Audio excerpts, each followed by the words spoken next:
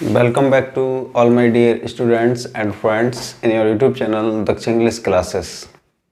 For a long time I came on this platform. I wanted to help you in different competitive exams as well as UP board exams. So I provide you well lecture of English, that is transformation. Transformation एक बहुत ही important topic है जो different exams में आता है और उसी exams की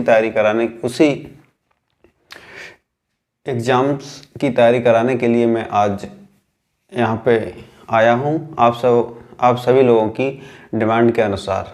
और एक लंबे समय से मैं यूट्यूब प्लेटफॉर्म पर नहीं आ पाया क्योंकि लास्ट 2 इयर्स मैं एंगेज था अपनी प्रिपरेशन में।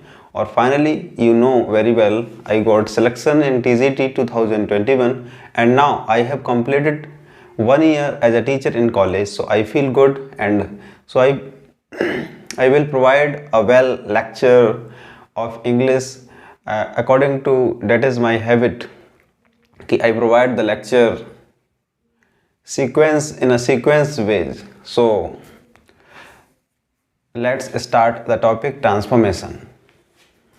सबसे पहले हम बात करेंगे कि ट्रांसफॉर्मेशन होता क्या है। ट्रांसफॉर्मेशन क्या होता है? तो इसकी एक डेफिनेशन होगी to transform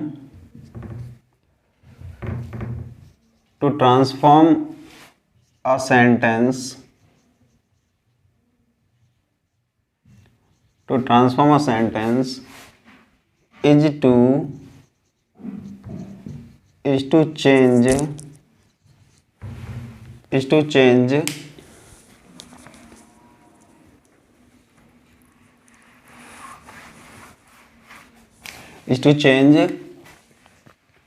is to change from one's grammatical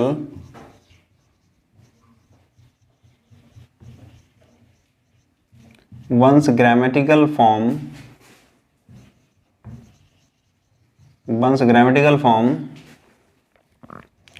to another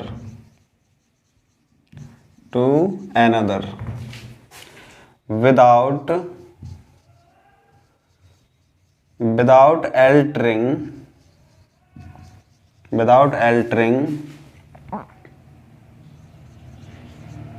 altering its sense।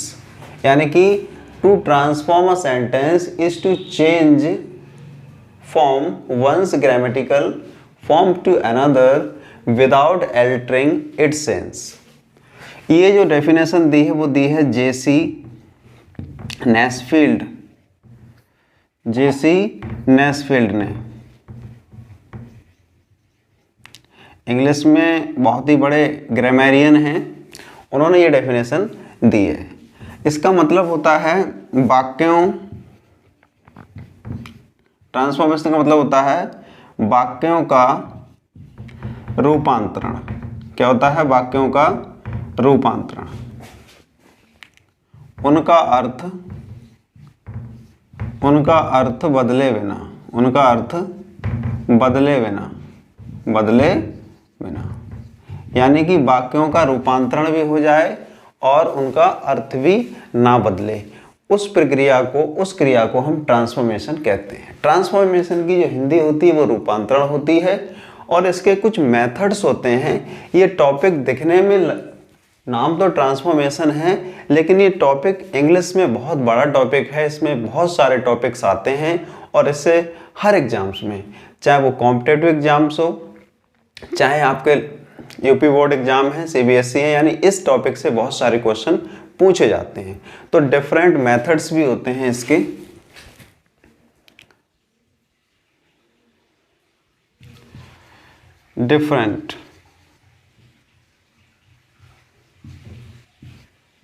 Different methods में क्या क्या होता है? इसमें इंटरचेंज होता है। सबसे पहले यहां पे लिखेंगे interchange.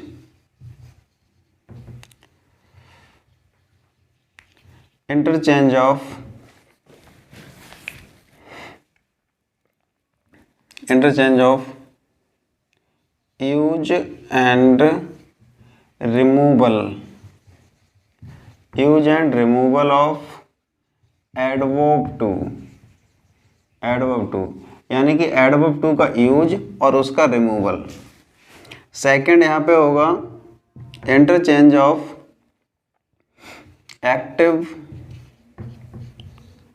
Active and passive voice यानी कि एक्टिव और पैसिव वॉइस का जो टॉपिक होता है वो ट्रांसफॉर्मेशन में ही होता है। रूपांतरण भी होता है कि एक्टिव से पैसिव और पैसिव से एक्टिव बनाना होता है। तीसरा यहाँ पे है interchange of the degrees of comparison यानी कि जो डिग्री होती हैं, जो एडजेक्टिव के फॉर्म होते हैं, उनमें भी चेंजिंग हम करते हैं। Degree comparison. फोर्थ चेंजिंग है यहाँ पे इंटरचेंज ऑफ असर्टिव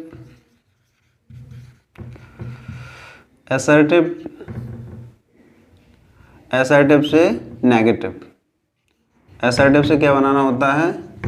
नेगेटिव बनाना होता है। असर्टिव से नेगेटिव और नेगेटिव से असर्टिव भी बनाया जाता है यहाँ।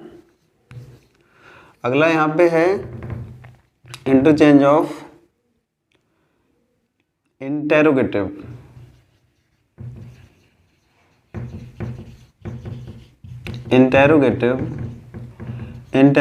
टू असर्टिव यानी कि असर्टिव से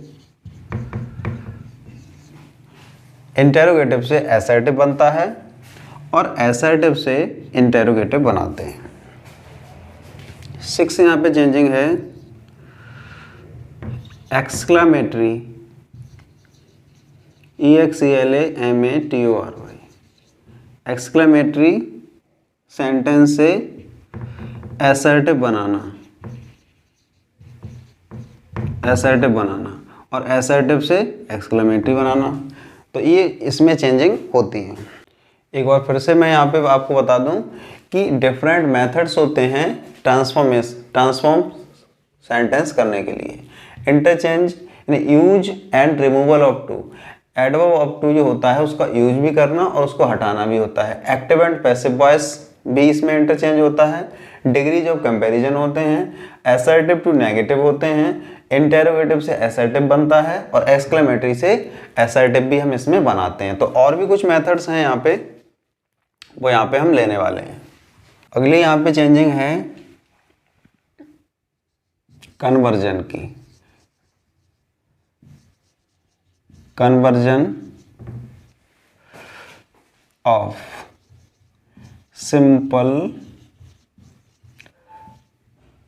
सिंपल टू कॉम्प्लेक्स। सिंपल से कॉम्प्लेक्स बनाया जाता है।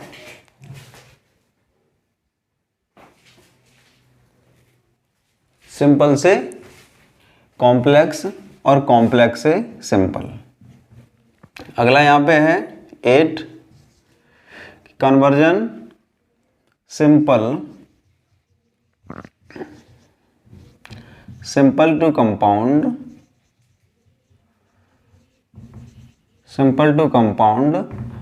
और सिंपल से कंपाउंड बनता है और कंपाउंड टू सिंपल। 9 इसमें है, रूल कह सकते हैं इसको, कॉम्प्लेक्स टू कंपाउंड। कॉम्प्लेक्स से कंपाउंड और कंपाउंड से कॉम्प्लेक्स। इसमें पार्ट्स ऑफ स्पीच में भी चेंजिंग आती हैं कि parts of speech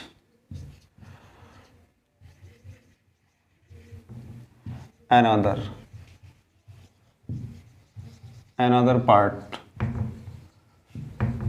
part of speech, यानी एक पार्ट ऑफ स्पीच से दूसरे पार्ट ऑफ स्पीच में कैसे चेंजिंग होती है, तो वो भी इसी ट्रांसफॉर्मेशन के अंतर्गत आती है।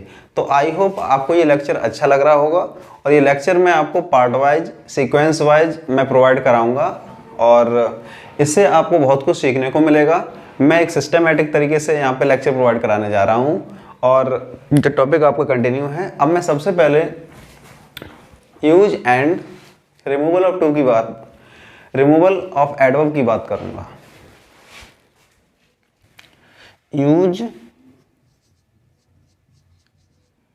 यूज एंड रिमूवल ऑफ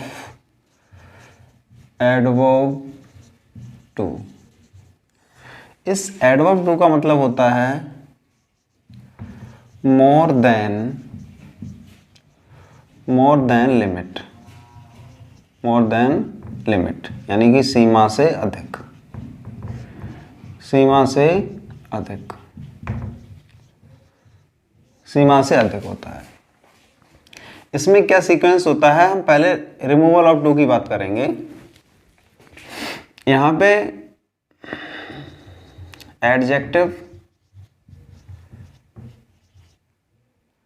और इससे पहले आपको टू लगा होगा, टू प्लस एडजेक्टिव, और यहाँ पे दूसरा भी टू होगा, ठीक है। तो इस टू के स्थान पे हम क्या करेंगे, यहाँ पे सो का यूज करेंगे, प्लस ये एडजेक्टिव होगा या एडवर्ब यहाँ पे हो सकता है, उसको ले आएंगे। उसके बाद में यहाँ पे हम दैट का यूज करेंगे, यानी कि एक क्लॉज का निर्माण करेंगे। और उसके बाद में यहाँ पे सब्जेक्ट आएगा प्लस कैन नॉट या कुड नॉट का यूज होगा। और कैन नॉट कुड नॉट के बाद आप सब जानते हैं कि वो की फर्स्ट फॉर्म आती है, प्लस अदर वर्ड का जो फॉर्म होगा ऑब्जेक्ट और जो चीज़ें वो आएंगी।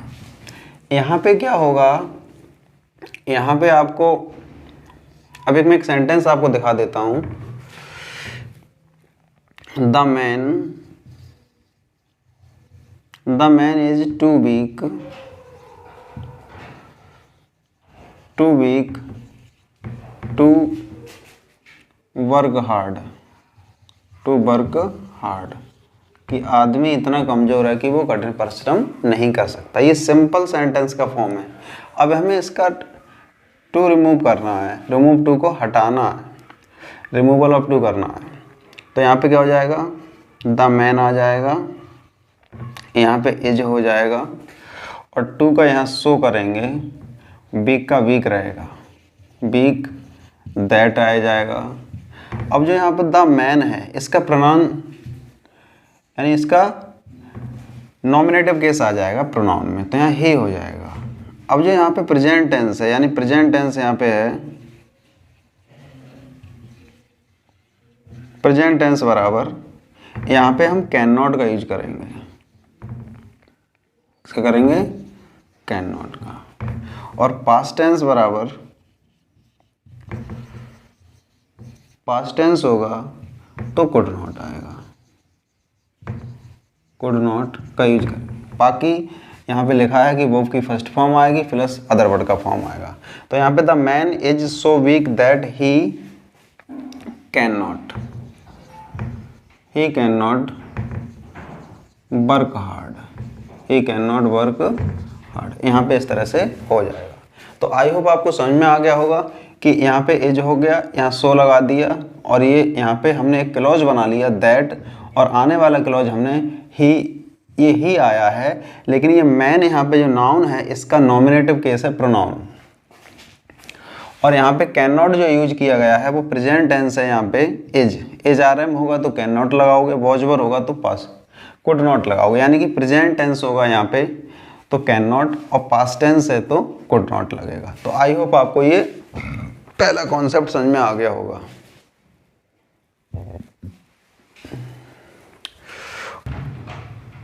द टीचर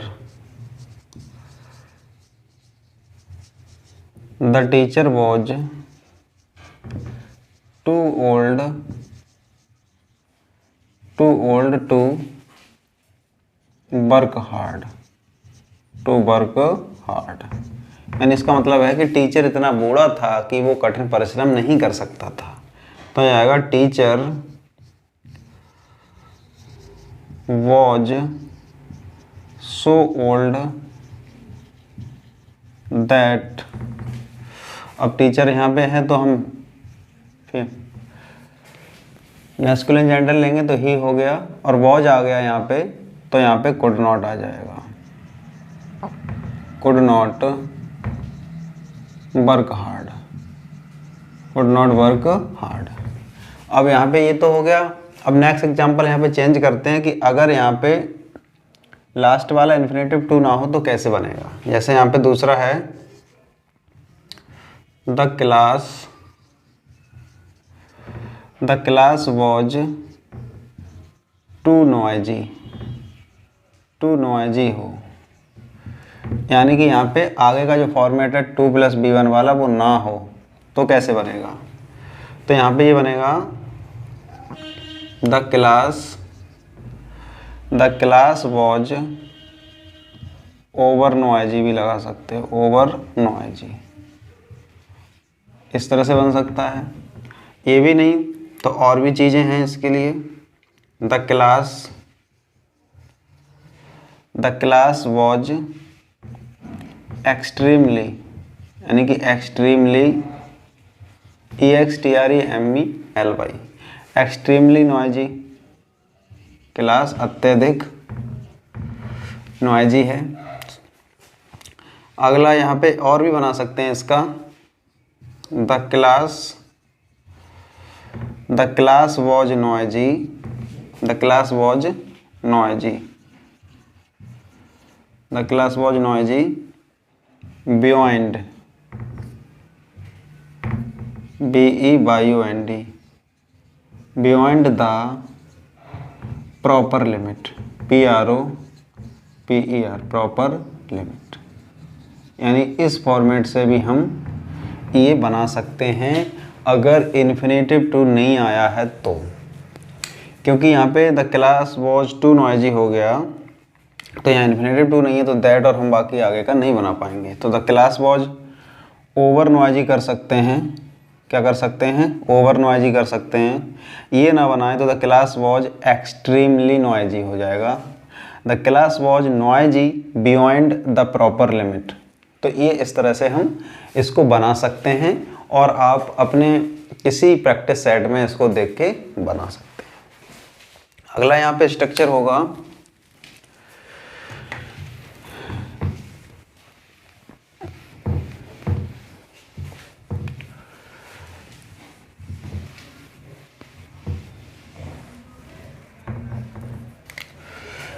यहाँ पे थर्ड कह सकते हैं the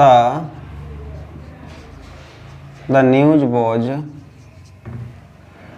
was too good, news was too good to be true, to be true, कि समाचार इतना अच्छा है कि सत्य हो सकता है, हो सकता था, तो वॉज लग गया है यहाँ पे। तो कैसे बनेगा ये, द न्यूज वॉज सो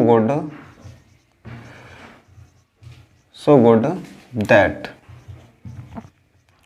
अब देखो यहाँ पे क्या है, न्यूज एक नॉन लिविंग कह सकते हैं। क्या है, न्यूज एक नॉन लिविंग है, तो यहाँ पे हम इट मानेंगे, क्या लगाएंगे, सब्जेक्ट इट, और वॉज है तो क्या हो जाएगा, could, it could not be true. तो इस तरह से अगर आए सेंटेंस आपको तो ये फॉर्मेट बना सकते हो। ठीक है, तो आई होप आपको ये समझ में आ रहा होगा। नेक्स्ट इसका लेवल देखते हैं कि टी वॉज टू हॉट,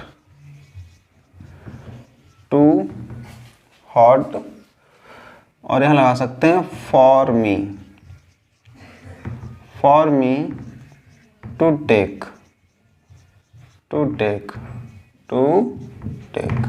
यानी कि चाय इतनी गर्म थी, the tea was too hot for me to take it, तो यहाँ पे हो जाएगा T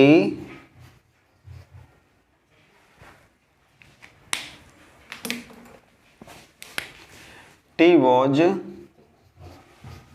so hot that.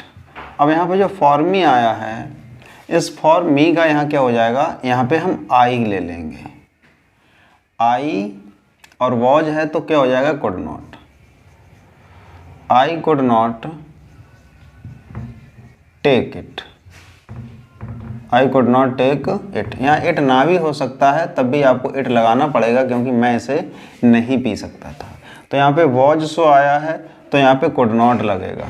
Was so आया है तो क्या लगेगा, कुड नॉट लगेगा। अगला एग्जाम्पल यहाँ पे हो सकता है, the question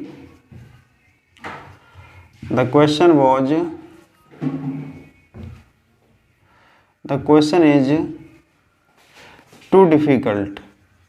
The question is too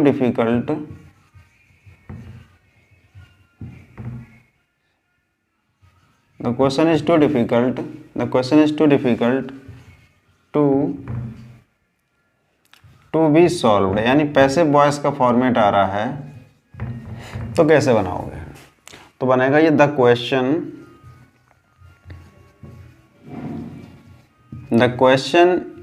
is so difficult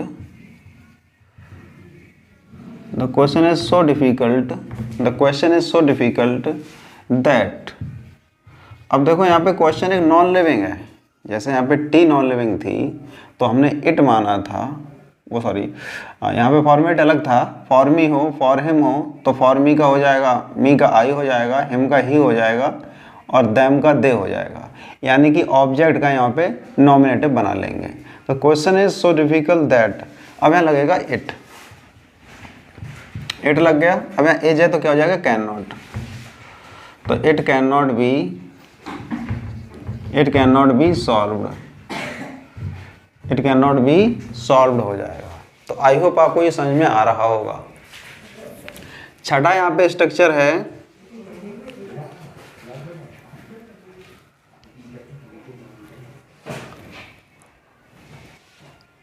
it can not be solved. Next यहाँ पे है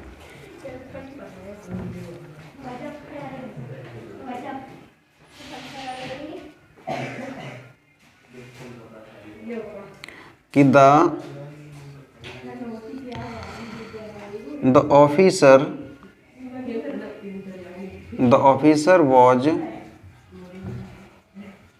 was too honest।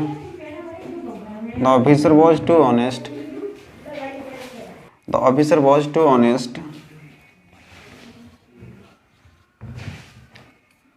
was too honest to take bribe,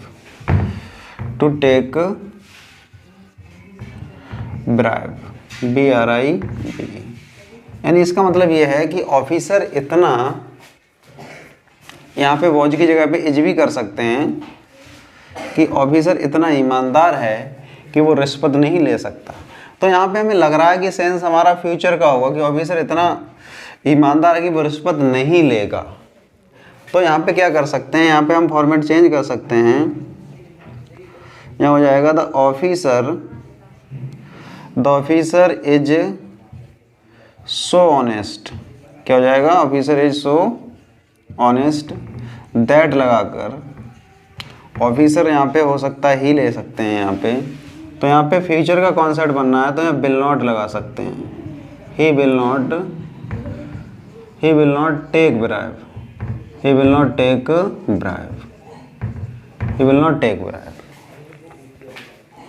ठीक है।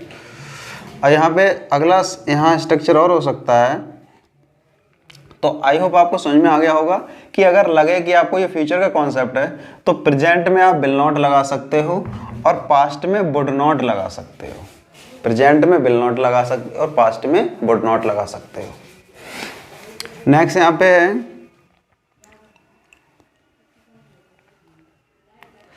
The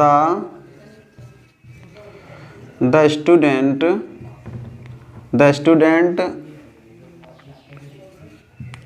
is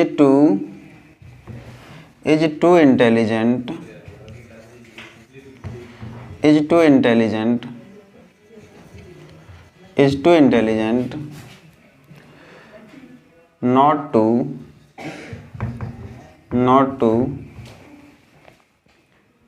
to get success। अगर इसमें इस तरह का कॉन्सेप्ट आया हो कि विद्यार्थी इतना इंटेलिजेंट है कि नॉट टू गेट यानी सफलता पाने के लिए इंटेलिजेंट, सफलता ना पाने के लिए इंटेलिजेंट है, तो कैसा करेंगे, तो इसको कैसे बनाएंगे। तो मैं आपको बता दूं कि अगर आपका जो सिंपल वाला जो सेंटेंस यहाँ पे दिया है, जो सिंपल का फॉर्मेट है, अगर इसमें नॉट आ रहा है तो अगर इसका रिमूवल ऑफ टू करेंगे तो इसमें नॉट नहीं आएगा। तो यहाँ हो जाएगा the student is so intelligent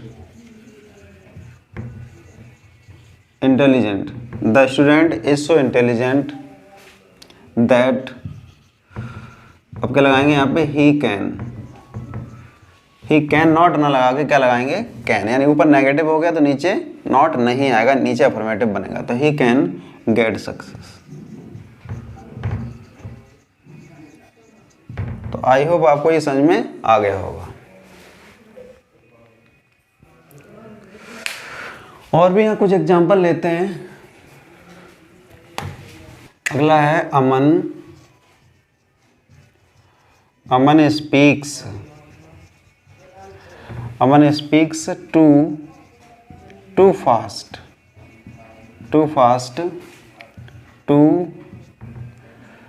to be understood. ये पैसिव वॉइस का फॉर्मेट है, टू बी अंडरस्टूड। तो यहाँ पे हो जाएगा Aman speaks so fast that लगेगा। और यहाँ पे ये फॉर्मेट जो है, तो अमन यहाँ पे एक लिविंग बीइंग है, यानी कि एक नाउन है, तो उसके लिए ही आएगा। और यहाँ पे स्पीक्स यानी कि प्रेजेंट टेंस हो रहा है, तो यहाँ कैन नॉट लगाओगे, यानी he can not be understood, यानी उसे नहीं समझा जा सकता। कि अमन इतना तेज बोलता है कि उसे समझा नहीं जा सकता। तो आई होप आपको ये लेक्चर समझ में आया होगा। और इसका next part active and passive voice या डिग्री ऑफ कंपैरिजन आप कमेंट बॉक्स में बताएं कि कौन सा लेक्चर मैं प्रोवाइड आपको कराऊं।